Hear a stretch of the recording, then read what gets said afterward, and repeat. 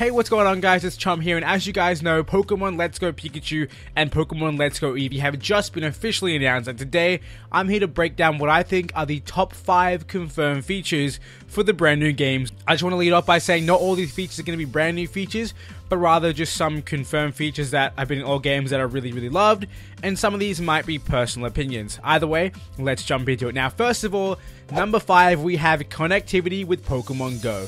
As shown in the trailer, you're able to do some kind of transfer between the two games, allowing you to send your Pokemon that you catch in Pokemon Go to something in Let's Go Pikachu or Let's Go Eevee called Go Park. Now, it's not confirmed as to whether or not you'll be able to battle with these Pokemon, but the fact that there is some kind of connectivity between these two games makes me really happy, and I'm hoping to see a lot more people pick up Pokemon Go once again now that this game has been revealed, because I definitely am going to be one of those people, especially because of one of the features that I'll be talking about a little bit later in this video. Now, moving on to number 4, we have the return of the classic battle system. Now, I've always been a fan of Pokemon's turn-based battle system, and when the rumors were thrown around that there was going to be some kind of auto battling, or there was going to be some kind of third-person action battling, I wasn't a big fan because I felt that it took away from the game in the sense that you didn't have to be as good of a trainer to actually win battles. Auto battling, of course, it was automatic, and when it's third-person action, it doesn't matter how good you are as a trainer in terms of raising your Pokemon.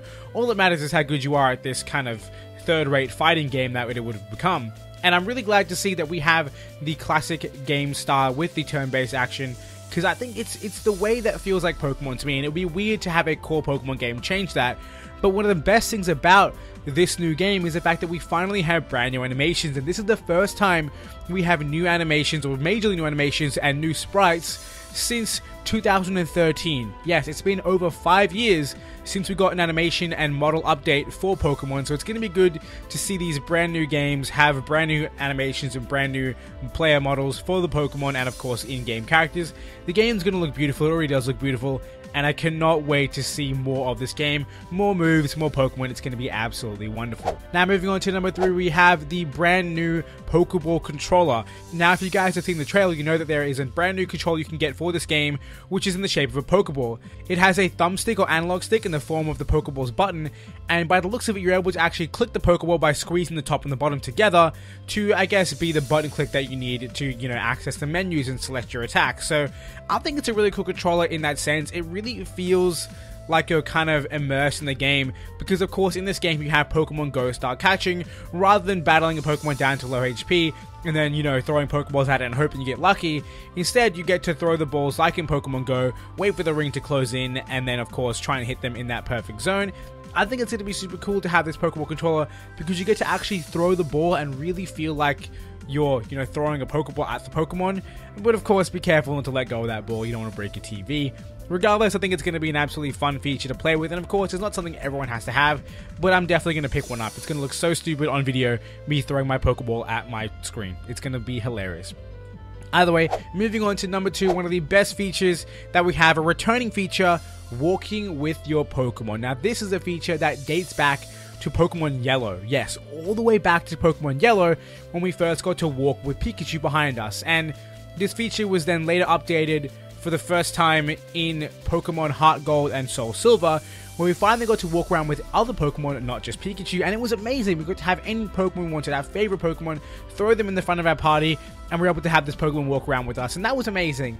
But of course, that game had its restrictions. You could have the biggest Pokemon in the world, and it would still be a small sprite that takes up one space on the game world.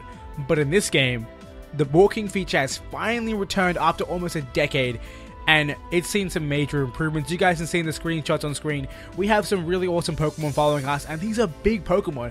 Nidoking, Nidoqueen, Gengar, and Electrode, they're all quite sizable compared to the trainer, and you can really see that in the screenshots, and I am so excited to see more Pokemon like this. Could you imagine something as big as an Onix or even a Wailord if it's in the game? It would be absolutely incredible, and I cannot wait to finally be able to walk with my favorite Pokemon once again, for the first time, like I said, in nearly a decade. This is the 3rd game in Pokemon history that has this feature, so that's really awesome to see it finally come back.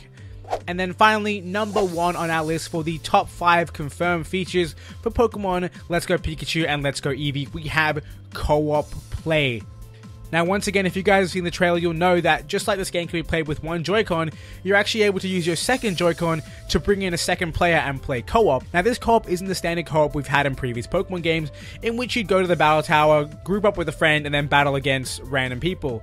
Instead, this is actually free roam co-op. You're able to actually explore the Pokemon world with your friend, run around, encounter Pokemon, and then of course battle them together, which to me is absolutely incredible. You can see it in one of the trailer clips that you actually get to do a 2-on-1 battle against a bug catcher, which is kind of crazy to think that you can kind of walk around and just be twice as powerful. You get 2 attacks per turn compared to your opponent with only having 1.